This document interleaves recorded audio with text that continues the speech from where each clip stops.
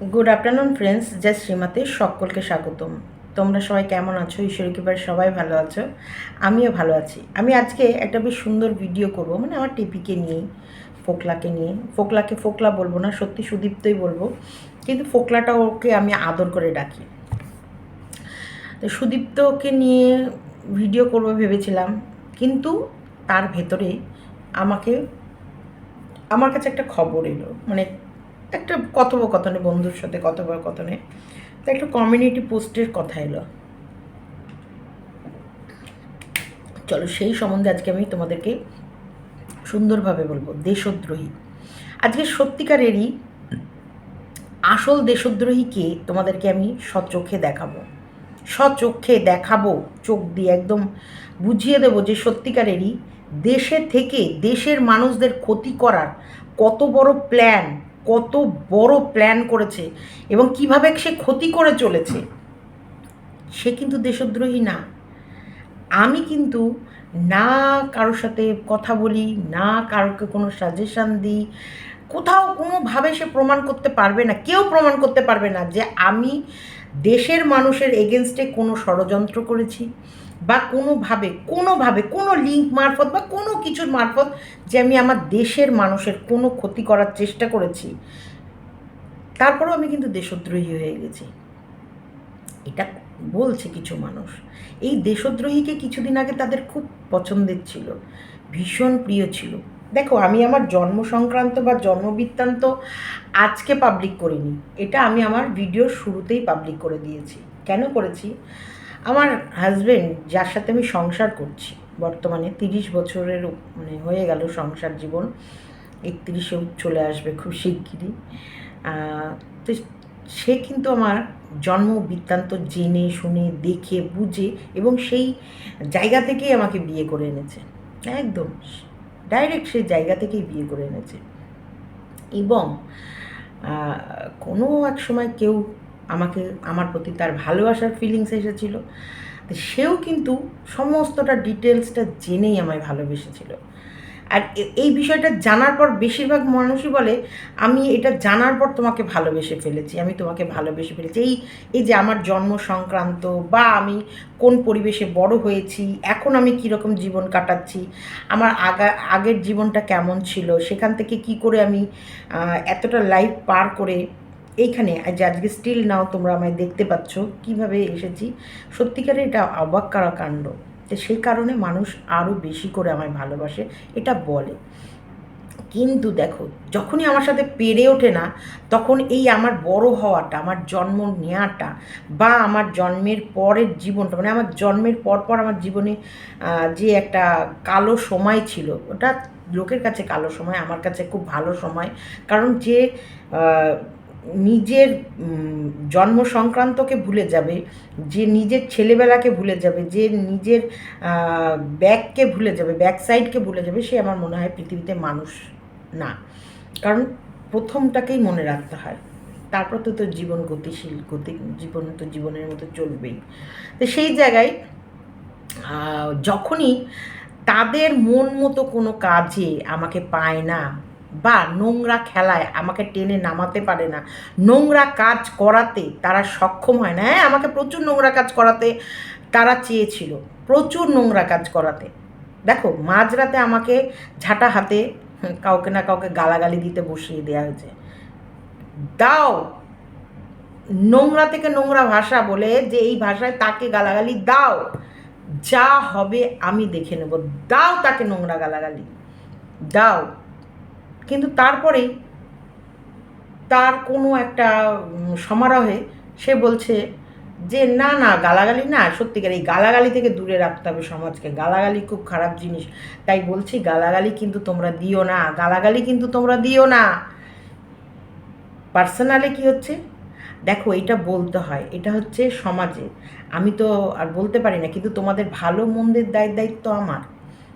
তোমাকে আমি ভালোবাসি, তুমি আমার ক্লোজ, তুমি আমার কাছের মানুষ, তুমি আমার বন্ধু, তুমি আমার বোন, তুমি আমার প্রাণ, তুমি তুমি আর আমার মানে তুমি আমি মিলেমিশে একাকার।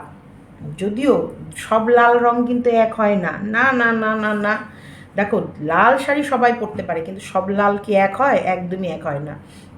লালের ভ্যারাইটিস কালার আছে, এক লালই দেখবার নানান রকম লাল হয়। তো সেরকমই মানুষ, তো প্রত্যেকটা মানুষ তার নিজের মতন, কেউ কারোর মতো না, আর কেউ কারোর ইশারায় চলবে এটাও নয়। এতটা তো আমি মানে সত্যি গোবর ঘাস খেয়ে তো আর বড় হইনি, জীবনটা তো লড়াইয়ের মাধ্যমে আমি এই জায়গায় এনেছি। তা ঘাস তো খাই না, তা সেই জায়গায় না, কখনোই না যে আমি এমন কিছু বলবো বা এমন কিছু বলবে আর আমি সেরকমভাবেই করবো বা সেভাবেই চলবো, তা তো না। আমি একটা স্বাধীন ভারতের স্বাধীন নাগরিক। আমাকে এখনও ভারত সরকার দাগে আসামি বলে আইডেন্টিফাই করেনি, বা আমি এখনও দেশদ্রোহীর মানে আমাকে ভারত সরকার দেয়নি, কিন্তু আমাকে ওয়াইটির সরকার দিয়ে দিয়েছে আমি আমি হচ্ছি দেশদ্রোহী। হ্যাঁ, আমি দেশের খবর পাচার করি, কিন্তু দেশের লোকের ক্ষতি কিভাবে করতে চাই এই দেশের উঁচু পদের মানুষরা, আজকে তোমাদেরকে আমি সেটা বলবোই। কেন বলো তো? যে বারবার দেশদ্রোহী ট্যাগটা আমার গায়ে লাগানো হচ্ছে না, তার জন্য বলবো। এই যে ভাই বললে যার প্রতি রাগ আসছে, ভাই, এই ভাইকে একটা সময় কনফারেন্সে নেওয়া হয়েছিল, এই আমাদের দেশের নাগরিকই, আমি নই, না না না, no no no no no, একদম ভুল করবে, এই দেশের বড় মাপের নাগরিক সেই কনফারেন্সে নিয়েছে। এবং এখানে আরও একটা সরকারি জীবী মানুষ ছিল এই লাইনের মধ্যে, কে অবশ্যই তোমরা জানবে। তোমার হচ্ছে সেও সেও রেড কার্ড নিয়ে ঘুরে বেড়ায়, তার কাছে একটা বৈশাখী খুব ভালোভাবে চেনে, যাকে আমরা মাঝে মানে সাইকো বলে ভিডিও করেছি। তা সেইটা মামাই, সরি হ্যাঁ নামটা মনে পড়লো, মামাইও ছিল সেই লাইনের মধ্যে, মামাই ছিল, উঁচু মাপের মানুষ ছিল, আমি ছিলাম, আর ছিল আরশ খান। একদম এই যে ভাই বলছি বাংলাদেশি দেশদ্রোহী, এই যে মানে যারা বাংলাদেশের সাথে ভারতের আজকে যে লড়াই, এই দেশদ্রোহী এই যে আরশ খানকে লাইনে নেওয়া হয়েছিল, লাইনে নিয়ে প্ল্যান করা হচ্ছিল কি করে পিঙ্কি পাল, প্রীতম আর ওই রিমির, তপন, এদের চ্যানেলগুলোকে হ্যাক করে উড়িয়ে দেওয়া যায়, হ্যাকিং করে উড়িয়ে দেওয়া যায়। দেখো তো সবথেকে বড় ক্ষতি কোনটা হচ্ছে, যে কাউকে নিয়ে ভালো বা মন্দ নিয়ে কন্ট্রোভার্সি করা, নাকি পুরো তার চ্যানেল, তার সাথে কোনো মতে তাদেরকে কেস করেও মানে ল্যাপেটে আনা যাচ্ছে না, বা তারা এর গ্রিপ্টে আসছে না, তারা তাদের মনমানি করছে বা তারা তাদের মতো চলতে চাইছে, তারা চাইছে ইউটিউবটা একটা আর্নিংয়ের জায়গা, সেখানে যদি কন্ট্রোভার্সি করে বা আমাদের কেচ্ছা কেলেঙ্কারি বিক্রি করেও যদি আমরা ইনকাম করতে পারি, অবশ্যই পিঙ্কি, প্রীতম, দিশানি, রিমি এরা কেচ্ছা কেলেঙ্কারি বিক্রি করেই চলছিল, তবু চলছিল, মার্কেট একটা জমজমাট ছিল, ইনকাম কম বেশি সবাই করছিল, সবাই, কেউ বাদ ছিল না।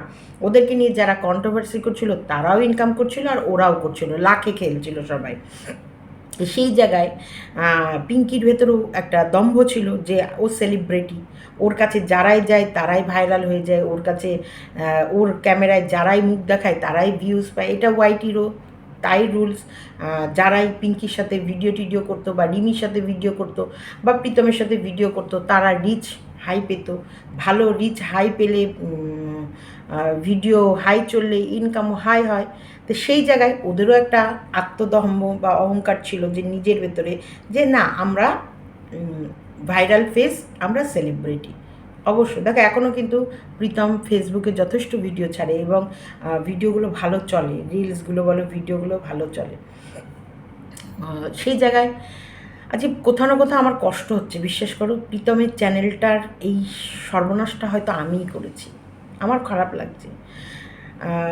মানে তখন আমি ভাবতে পারিনি যে খেলাটা খেলতে খেলতে মানে কাউকে থামাতে থামাতে এই ইয়েটা এত দূর যাবে। আবার এত দূর যাওয়ার পর যখন আমি বুঝে গেছি, যখন আমার হুঁশ এসেছে যে এটা তো মারাত্মক লেভেলে চলে যাচ্ছে, তখন কিন্তু আমি প্রীতমের জন্য প্রাণপণ লড়াই করেছি এবং আমি প্রীতমের চ্যানেল যাতে ফেরত পায়, প্রীতম যাতে পুনরায় ভিডিও করতে পারে, প্রীতম যাতে আবারও ওর মতো ফিরে আসতে পারে, তার জন্য কিন্তু আমি যতটা পেরেছি ততটা কিন্তু আমি করে গেছি, যতটা পেরেছি খুব ভালোভাবে। ওর পাশে কিন্তু ও বলতে পারবে না যে সীমা দিয়ে আমাকে ছুঁড়ে ফেলে দিয়েছে। যেমন ওর এগেনস্টে আমি দাঁড়িয়েছিলাম, তেমনি কিন্তু যখন আমার মানে আমি দেখছি না ওকে তো মিথ্যেভাবে এগুলো ফাঁসিয়ে দেওয়া হচ্ছে, মিথ্যেভাবে ওকে এইভাবে জড়িয়ে দেওয়া হচ্ছে, সেখানটায় কিন্তু আমি ওর পাশেও চলে গেছি। তার জন্যে কিন্তু মর্কটকে ছাড়তে হলেও, মর্কটের ছাড়া পেতে হলেও আমি তাতেও রাজি হয়ে গেছি। ছাড়া পাক, মর্কট ছাড়া পাক, কিন্তু আমি প্রীতমের শাস্তি দিতে পারবো না। প্রীতমকে মুক্তি দাও, প্রীতমকে বের করো এখান থেকে যেভাবেই হোক।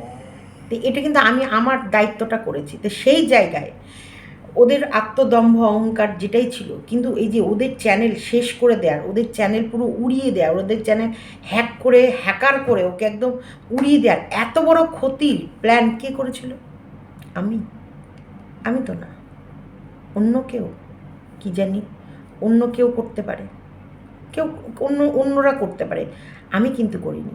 সেই জায়গায় কিন্তু এই দেশের দ্রোহী ছেলেটা, মানে যাকে দেশদ্রোহী মানে বাংলাদেশি বলে ওকে দেশদ্রোহী ট্যাগ দেওয়া আছে, এবং ওর সাথে নাকি আমার কথোপকথন আছে বলে আমিও দেশদ্রোহী। তো এই ছেলেটাকে ওই কাজটা করার জন্যে কে ইয়ে করেছিল, কে বারবার উৎসাহ মানে রিকোয়েস্ট করেছিল, কার ইচ্ছা ছিল ওর চ্যানেলটাও, ওদের চ্যানেলগুলো হ্যাক করে উড়িয়ে দেয়া? কার? কে বড় দেশদ্রোহী কে? তোমরা বলো তো আজকে বড় দেশদ্রোহী কে লিখবে? তোমরা কমেন্ট বক্সে, কমেন্ট বক্সে সবাই লিখবে কে বড় দেশদ্রোহী, যে দেশে থেকে দেশের বাইরের ছেলের সাথে প্ল্যান করছে দেশের নাগরিকের কিভাবে ক্ষতি করা যায়, সে বড় দেশদ্রোহী? না কোনো বাইরের কোনো ছেলে, সে তার স্বেচ্ছায় তার ইচ্ছায় তার নিজের মতো করে সে নিজে ভিডিও বানিয়ে যাচ্ছে, তার ওইখানটায় যেখানটা আমার কোনো দিক থেকে কোনোভাবে আমি জড়িত নই, আমাকে দেশদ্রোহী বানানো হচ্ছে? কোনটা? কে বড় দেশদ্রোহী? আজকে কোনো প্রমাণ যদি কোনো লিঙ্ক খুঁজে বের করতে পারে, আমি তো বললাম আমি ইউআইটি ছেড়ে দেবো, আমি ওয়াইটি ছেড়ে দেব। আর যদি আমি দেশের বাইরের মানুষের সাথে কোনো রকমভাবে আমাদের দেশের কোনো খবর আদান প্রদান করে থাকি, আর এটা যদি কেউ প্রমাণ করে দিতে পারে, আমি ইউটিউবটা ছেড়ে দেবো। আমি ইউটিউবের আমার জীবনে আমি মুখ দেখাবো না। কিন্তু উনি যে কথা, অন্য কেউ যে এই যে দেশের বাইরের দেশের ছেলেকে নিয়ে কথা বলেছে, এবং কথা বলার পর সেখানে প্ল্যানিং হয়েছে পিঙ্কি, রিমি, তপন আর প্রীতমের চ্যানেলগুলো উড়িয়ে দেওয়া।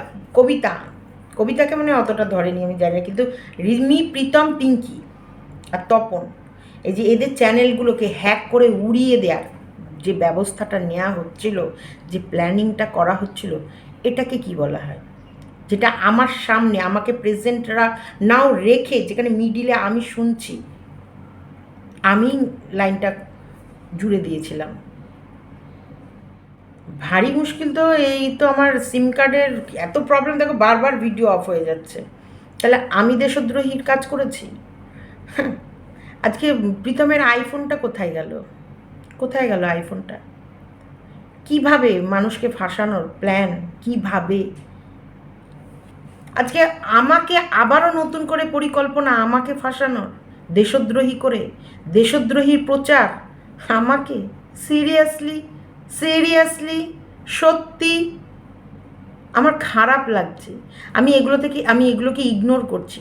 যে কমিউনিটি পোস্ট দিয়েছে সে তার স্বামীর সংসার করে তো? একটু তোমরা কমেন্ট বক্সে লিখো তো। আমি কিন্তু তার ডিটেলস কিছু জানি না, কেন বলো তো? অনেকে আছে ক্যামেরার পেছন থেকে না নিজেকে গোপন রেখে গোপনীয়তার সাথে অনেক কিছু করে। আমি পাবলিক ফেস, অবশ্যই আমি পাবলিক ফেস, কারণ আমার চ্যানেলে আমি অন ক্যামেরায় মুখ দেখিয়ে ভিডিও করি, এবং আমার নিজস্ব ভয়েসে ভিডিও করি, আর আমি আমার লাইফের কিছু অংশ শেয়ার করেছি, যেগুলো নিয়ে কন্ট্রোভার্সি হতেই পারে, বা যেগুলো নিয়ে মানুষ বলতেই পারে, যেমন আমার জন্ম বৃত্তান্ত নিয়ে। কিন্তু এটা আমার খারাপ লাগে, এক সময় বলে এই জন্মটা এইভাবে হয়েছে বলেই আমাকে তারা ভালোবাসে, আবার খানিকক্ষণ বাদে যখনই তাদের কোনো মতে তাদের সাথে মনোমালিন্য হয়ে গেল, বা মনের মিল হচ্ছে না, বা তাদের কোনো কথা আমার পছন্দ হচ্ছে না, বা তাদের মতো করে আমি চলবো না, যখন আমি সিদ্ধান্ত নিই, তখন যেন এই আমার জন্মটাই তাদের গলায় কাটা হয়ে দাঁড়িয়ে পড়ে। আমি এটা বুঝে পাই না কেন। আমি তো জন্মটা তো অনেক আগে পাবলিক করে রেখেছি, আমার জীবনে আমি যে কাউকে ভালোবেসেছিলাম কোনো সময় বা বাসি বা সারা জীবন বেসে যাব, এই কথাটাও তো আমি কোনো দিন কোথাও ডিনাই করিনি। বা এটার জন্যে যে আমি আমার সংসার ছেড়ে দেব, বা এটার জন্যে আমি আমার ছেলে মেয়ের ভবিষ্যৎকে উলাং করে দেব, বা আমি আমার ছেলে মেয়েকে সঠিক শিক্ষা দেব না, আমি আমার স্বামীর সম্মান রাখবো না, বা আমি আমার পুরো সমস্ত কিছুকে জলাঞ্জলি দিয়ে পুড়িয়ে উড়িয়ে ছারকার করে দেব, সেটা তো না। বা সেরকম তো আমি কিছু দেখাইনি বা পাবলিক করিনি। আমার লাইফে প্রচুর প্রবলেম, প্রচুর প্রচুর প্রবলেম, কিন্তু আমি আমার ভালো লাগাগুলোকে তোমাদের শেয়ার করি, খারাপগুলোকে আমি শেয়ার করি না। সেগুলো তো আমার লাইফের একটা আলাদা অংশ। হ্যাঁ, মানুষ মাত্রই ভুল হয়, মানুষ বলেই আমি ভুলটা করেছি, এবং যখন যখন যেখানে যেখানে ভুল করেছি সেখান থেকে ভুলগুলো শুধরেও নিয়েছি। আমার সাথে তো সংসার না করার বেশি জরুরি সুব্রত মজুমদারের ছিল, কিন্তু সে তো আমার সাথে সংসার করতে চায়, সে তো আমার সাথেই থাকতে চায়, সে তো একই ছাদের নিচে আমাকে খুশি রাখতে চায়। আমি খারাপ, 100 বার আমি খারাপ, আমি খুবই খারাপ। তাহলে এই আমার খারাপটা নিয়ে সবথেকে বড় অবজেকশন হওয়ার কথা আমার বাড়ির লোকের, আর আমার লাইফে যে আছে তার। কিন্তু এখানে তো প্রবলেম কেউ ক্রিয়েট করে না, কারোরই তো প্রবলেম নেই, কোনো দিক থেকে তো প্রবলেম নেই। আমার ছেলে মেয়েরও তো কোনো দিক থেকে কোনো প্রবলেম আসে না, বা কোনো কিছুতে তাদের কোনো প্রবলেম জাহির করে না যে মা তোমার জন্যে আমাদের জীবন নষ্ট হয়ে যাচ্ছে, তোমার কারণে আজকে আমার লাইফে এফেক্ট পড়ছে। আমি আমার ছেলে মেয়ের জন্যে বাঁচি। অবশ্যই যে কোনো যুদ্ধে, যে কোনো লড়াই, যে কোনো মুহূর্তে আমার ছেলে মেয়ে অল টাইম তার মাকে পাবে। যাই হয়ে যাক, পৃথিবীর আগুন লেগে যাক, আমার লাইফে কেউ থাকুক চাই না থাকুক, আমি একা থাকি, আমি নিঃস্ব হয়ে যাই, আমি স্টিল নাও আমার ছেলে মেয়ের পাশে থাকি এবং থাকবো। আমার প্রাণ যতক্ষণ আছে, আমার জীবনটা আমি আমার ছেলে মেয়ের সমস্ত কাজের জন্য আমি ব্যয় করব। আমার দরকার হলে আমার বডির কিডনিটুকুও যদি বিক্রি করে দিতে হয় আমার ছেলে মেয়ের জন্য, আমি ওদের জন্য করব, কিন্তু অন্য কারোর জন্য না। আমি একটু কিচ্ছু করব না, আমি একটুও ত্যাগ করব না, আমি একটু কারোর মতো করে চলবো না। আমার ছেলে মেয়ে ছাড়া আমি পৃথিবীতে কারোর নই। কেউ যদি আমায় ভালোবাসে সেটা তার দায়িত্ব, কেউ যদি আমাকে নিয়ে ভিডিও করে সেটা তার দায়িত্ব, কেউ যদি আমাকে ভালোবেসে যায় সেটা তার দায়িত্ব। আমি শুধু আমার ছেলে মেয়েকে ভালোবাসি, আমি শুধু আমার ছেলে মেয়ের জন্য লড়াই করব। আমার মান যদি কোথাও হারিয়ে যায় আমার ছেলে মেয়ের জন্য হারাবে, আমার মান যদি কোথাও অনেক ওপরে ওঠে সেটাও আমার ছেলে মেয়ের জন্য উঠবে। এর বাইরে আমি কাউকে ভালোবাসি না। সুব্রত মজুমদার আমার কর্তব্য, উনি আমাকে স্ত্রীর মর্যাদা দিয়েছে, এবং প্রত্যেকটা কিছু উনি সব কিছু আমার জন্য করেছে, যেগুলো একটা মানুষকে বেঁচে থাকতে গেলে যে সম্মানটা লাগে, যে সম্মানটা লাগে, সেটা যেমন উনি আমাকে সম্মান দিয়েছে, তেমন আমার প্রচুর সম্মান উনি কেড়েও নিয়েছে। আমি কেড়ে নেওয়াটাকে একদম গায়ে মাখিনি, কিন্তু উনি আমাকে যে সম্মানগুলো দিয়েছে সেগুলোকে আমি মাথায় রেখেছি। আমার জীবন, আমি কিভাবে চলবো না চলবো, কোথায় কি করব না করব, কিভাবে ভিডিও দেব না দেব, সমস্তটা আমার ব্যক্তিগত ইচ্ছা। হ্যাঁ, আমাকে নিয়ে কন্ট্রোভার্সি করতেই পারে, একদম করতে পারে, কোনো রকমের আমার কোনো আপত্তি নেই। আমাকে নিয়ে ভিডিও করলে কোনো আপত্তি নেই, আমাকে নিয়ে কমিউনিটি পোস্ট দিলে আমার কোনো আপত্তি নেই, কিন্তু আমাকে নিয়ে মিছিমিছি খেললে আমার আপত্তি আছে। একদম ক্ষতি, যেটা প্ল্যানিং, যে একে হাতে মারতে পারছি না, ভাতে মারতে পারছি না, পাতে মারতে পারছি না, তাহলে এর সেলামি দিয়ে একে একদম পৃথিবী থেকে উড়িয়ে দিই, এটাতে আমার আপত্তি আছে। আমাকে যদি সত্যিকারে পার্টিকুলার লড়াই করতে বলে এই ক্যামেরাতে, আমি কিন্তু বীভৎস লড়াই করতে পারি।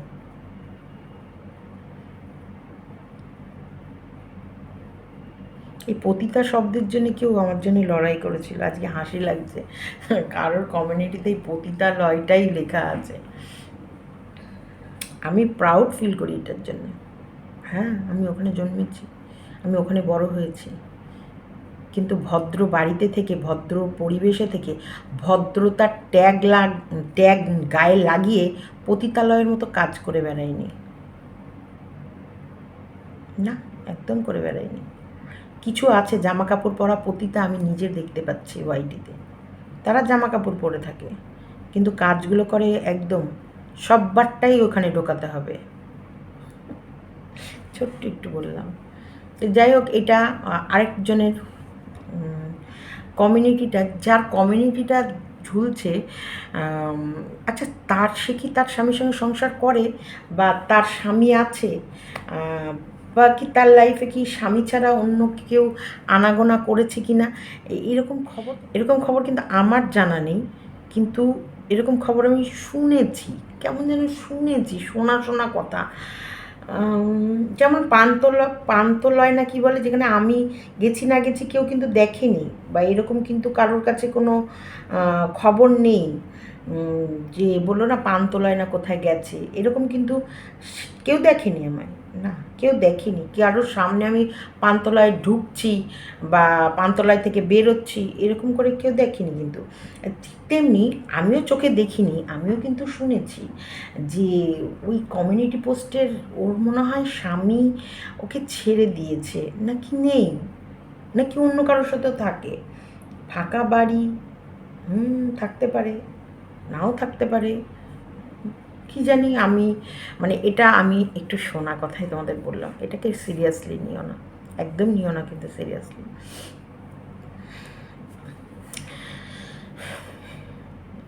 সহজ সীমাকে বলাটাকেও সহজ বলো, আমার কিচ্ছু যায় না, শুধু নিজের বিবেককে প্রশ্ন করো।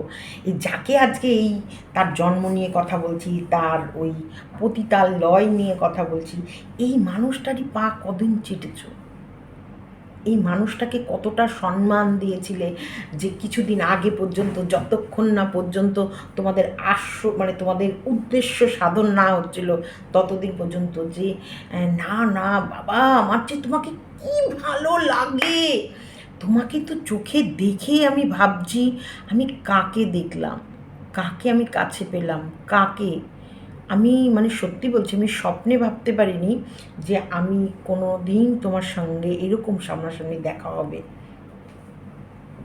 সত্যি আমি ভীষণ খুশি, আমি ভীষণ খুশি হয়েছি আজকে তোমাকে দেখতে পেয়ে। সে কিন্তু জানতো, সে কিন্তু আবার এই ভিডিওটা দেখেছে যে আমার জন্ম সংক্রান্ত বিষয়টা আমি পাবলিকালি করে রেখেছি, তারপরেও আমাকে বলেছে। সিরিয়াসলি হঠাৎ করে আমার জন্মর কথা মনে পড়ে গিয়ে এখন ভাবছে এর তো ওখানে জন্ম, তার মানে এগুলো এখন বললে বেশ, একে ছোট করলে এর মনোবলটা ভেঙে দেওয়া যাবে, একে লজ্জা দেওয়া যাবে, একে ছোট করা যাবে। যেমন বলছি, যেমন দেখো আলোচনার বিষয় হচ্ছে ওই আমার নয়নতারাকে নিয়ে। নয়নতারা আমার লাইফে আছে, আমি কোথায় লাইক করেছি, কোথায় কথা বলেছি, কোথায় কি করেছি, আমার ফেসবুকে কি আছে না আছে, এগুলো নিয়ে অনেক কথা হয়। কিন্তু আমি মানে আমি এখন ভাবছি সেই সময় এই কথোপকথনগুলো ওদের অনেক আগে হয়ে গেছে। সেই সময় আমার বান্ধবীর বাড়ি যখন যাচ্ছে কেউ, সে কিন্তু এমন একটা পোশাক পরে যাচ্ছে যাতে নয়নতারার হাতটা তার থাই থেকে সোজা সেই জায়গা মতো পৌঁছে যায়, বেশিক্ষণ মানে নয়নতারা যাতে খাটতে না হয়, অতটা গাউন তুলে হাতটা ঢোকাবে, এটা তো সময়ের ব্যাপার আছে। কিন্তু কাটা থাকলে কী হবে, থায়ে গল্প করতে করতে থায়ে হাত দিয়ে একদম সোজা, একবার সোজা যাতে তীর একদম জায়গা মতো বুঝে যায়, সেই কারণেই কি ওরকম পড়ে গেছে। মানে আমি এখন ভাবছি যে নয়নতারাকে নিয়ে এদের আলোচনা অনেক আগে থেকেই শুরু হয়ে গেছিলো, কারণ এই ভয়েসটা আমরা দেখলাম তো যে কি বিরিয়ানি খাওয়া নিয়ে যেগুলো উঠেছিল, এটা তো বহু পুরনো ভয়েস, এটা তো সেই 23 সালে, মানে তখন থেকে জানতো, তখন থেকে কিন্তু টার্গেট ছিল নয়নতারাকে একবার দেখার, একবার হলেও একটু দেখব, কিন্তু না, দেখতে পাইনি, একদমই দেখতে পাইনি। যদি ওখানটায় ধরো থাকতো নয়নতারা, ধরো আমি তোমাদের ধরতে বললাম, ধরে নাও, ও একটা তাহলে অন্য পুরুষের সামনে কী ধরনের পোশাক পরেও আসছিল। ধরো নয়নতারা না থেকে আমার বান্ধবীর হাজব্যান্ড থাকলো, বান্ধবীর ছেলেও তো ইয়াং, একদম বড় ছেলে, ওর বয়স প্রায় 25-26-এর ওপরে নাকি 27-28 হবে, বড় ছেলে, একদম বড়, মাম্পির বয়সী, মাম্পির থেকে বড় হবে, ওরও বিয়ে হয়েছে। তো ও তো থাকতে পারে একটা ইয়াং ছেলে, সেখানে ওরকম পোশাক পরে। না না না না, এরা কিন্তু ভদ্র পরিবেশে জন্মেছে, তারপরেও নিজের মানে গোপনাঙ্গ দেখানোর জন্য এরা ব্যস্ত থাকে না। এগুলো হচ্ছে এদের উঁচু উঁচু লেভেলের উঁচু উঁচু কারবার। না না না না না, এটা এদেরকে মোটেই খারাপ বলা যাবে না, কারণ এর এই যে ঘুমটার নিচে খ্যামটা নাচন, অন্য পুরুষ দিয়ে আঙুলের খোঁচা খেয়ে নেবে, শুধু আঙুলের খোঁচা না, দরকার পড়লে অন্য কোনো খোঁচা দিতে চাইলেও হয়তো খেয়ে নিত, কিন্তু না, আমি আমার স্বামী ছাড়া অন্য কারোর দিকে তাকাই না, আমি আমার স্বামী ভক্তি, পতি পরমেশ্বর, পতি আমার পরম পুরুষ, আর পতির সেবাই সতীর কর্ম। কিন্তু দেখো ও যে কতটা সতী, ও কিন্তু আমাকে প্রমাণ দিয়ে দিয়েছে, কারণ ওর ব্রেনে ছিল ওইখানটায় অন্য কেউ আছে, ও কিন্তু ওই ব্রেন নিয়েই গেছে আমার কাছে। ও যখন ওই ব্রেন নিয়ে গেছে, তাহলে ওর পোশাকটা ওই পরা উচিত ছিল না, তার মানেই ওর ব্রেনে শুধু ওই ওই মানুষটাকে দেখবো না, ওই মানুষটার সাথে কিছু করব, এই চিন্তা ভাবনা করেই গেছে।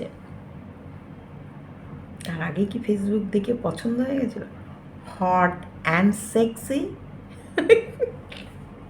আমি জাস্ট মজা করলাম, এটা আমার ফ্রেন্ড সার্কেলে মজা তো করতে হয়, মজা তো হয়, তাই না?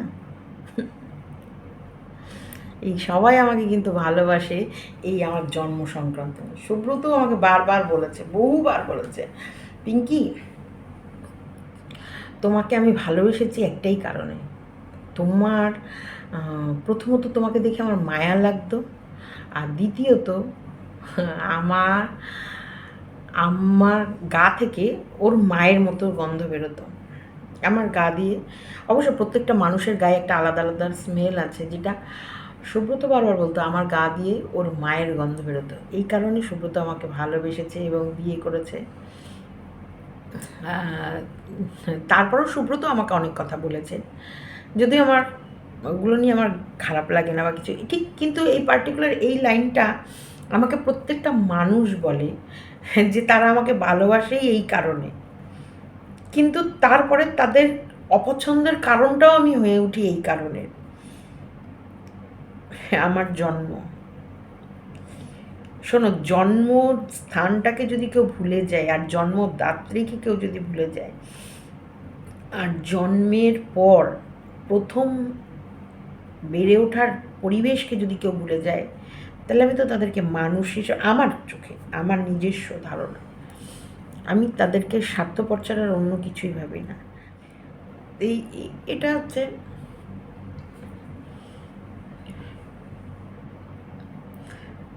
আবার চলে এলো আমার জন্ম, আমার শিক্ষা, আমার ভাষা, অথচ লং পোশাক পরে একদম পা চিরে প্যান্টি দেখিয়ে একদম সবার সামনে আমি নিজেকে পরিবেশন করে ফেলছি, ভীষণ সুশিক্ষিত, ভদ্র পরিবেশ, ভীষণ মার্জিত, কি বলবো বলো, শিক্ষা, আসলে বেড়ে ওঠা শিক্ষা।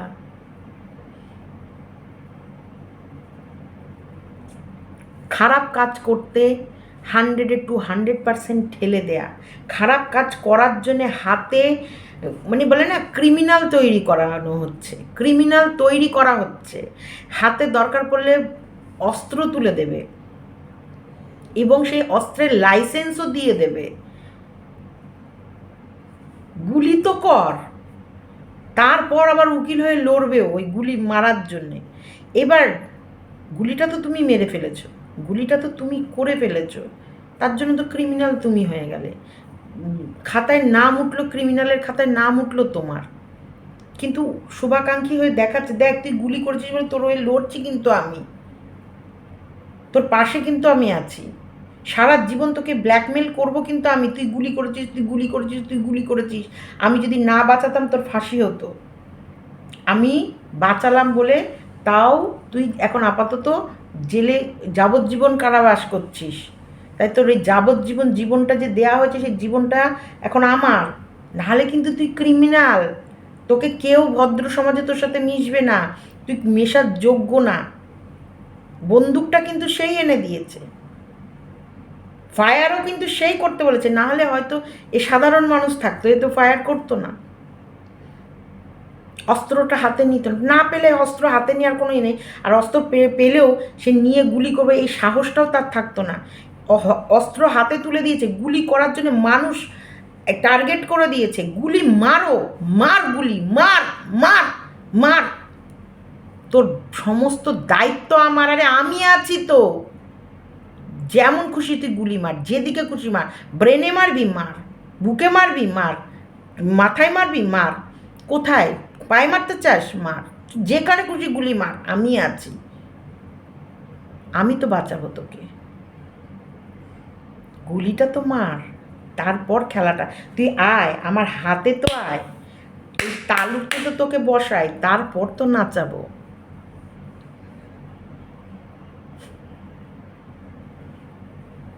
এত হিংসা কিসের আমাকে নিয়ে? আমি তো কাউকে হিংসা করছি না, আমি তো চাই সবাই ভালো থাকুক, সবাই বড় হোক, সবাই সবার মতো চলুক। আমি দেশদ্রোহী? আমাকে দেশদ্রোহী করতে কে সাহায্য করেছে? হ্যাঁ, কে? হয়ে বললেই ভালো, ভুল দেখলে বলা যাবে না।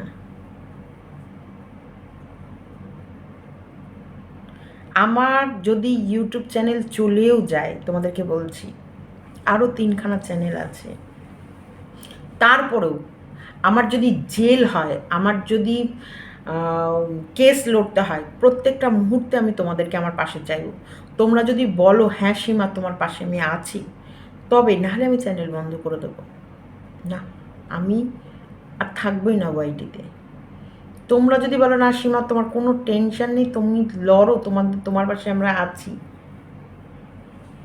তাহলে হয়তো তোমরা আমার মুখ দেখবে।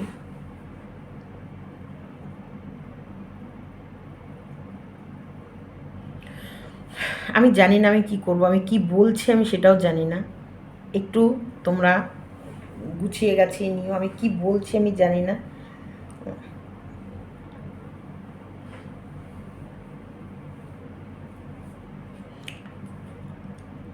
তবে এবার লড়াইয়ের ময়দানে আমিও লড়বো। আমি তোমাদেরকে অনুরোধ করব না, তোমাদেরকে আমার পাশে চাই এটা বলবো, এটাই বলা আমার মনে হয় উচিত, যে তোমাদেরকে আমি আমার পাশে চাই, সমস্ত দিক থেকে চাই, কারণ যদি লড়াই শুরু হয় আমি লড়ব। চলো, অনেক দিন ধরে ভাবলাম এড়িয়ে যাব, ইগনোর করব, এবার লড়াইটা আমিও লড়ে দেখিয়ে দেব।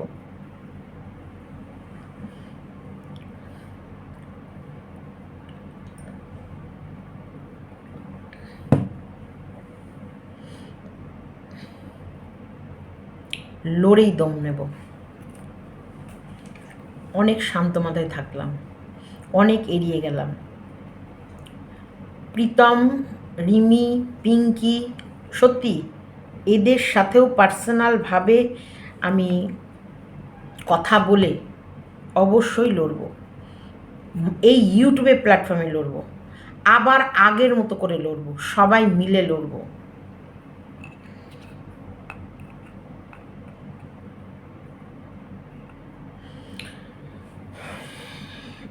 দেশদ্রোহী